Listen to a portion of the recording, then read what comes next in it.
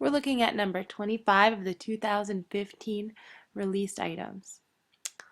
In this question, they tell me that that triangle LMN and triangle PQR are both isosceles. And they want me to be able to prove LMN is congruent to PQR. I see here that I have sides that are marked congruent. So I see that I have two sides, and then I see that I'm also given these angles, and that would make that angle between that so that I could use side angle side to prove congruency.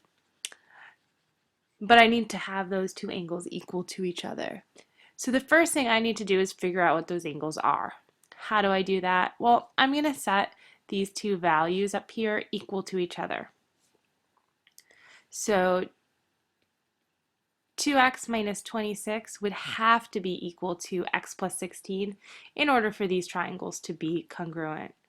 I'm going to go ahead and subtract x from both sides and add 26 to both sides.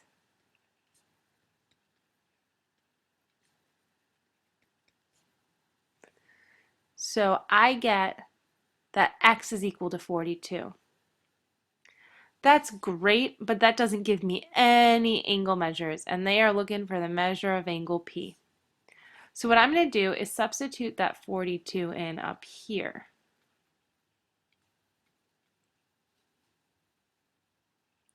And I get 58. I could substitute it in right here with the 2x, but I know that this angle also has to be 58, so I can stop there. I just found angle M and Q, but this question wants me to find angle P, so you have to read a little bit more. Notice that 42 is a choice, as is 58, so they're going for you picking a wrong answer here. They're expecting you not to read that question. We don't want to pick A or B based off of the two answers that we got. Now, in an isosceles triangle, I know that my vertex angle is different from my two base angles, that my two base angles will be the same. So I know P and R are both going to be the same. So what I'm going to do is I'm going to take my vertex angle and subtract it from 180. So when I do that, I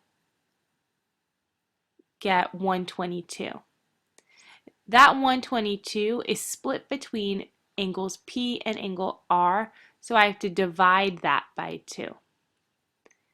And I get 61. So now I know angle P is equal to 61 and angle R is 61. So I want to pick the 61 choice. So they're hoping that you were going to stop here or here and not read the whole question to get angle P. So be careful, make sure you read carefully. Correct answer here is C.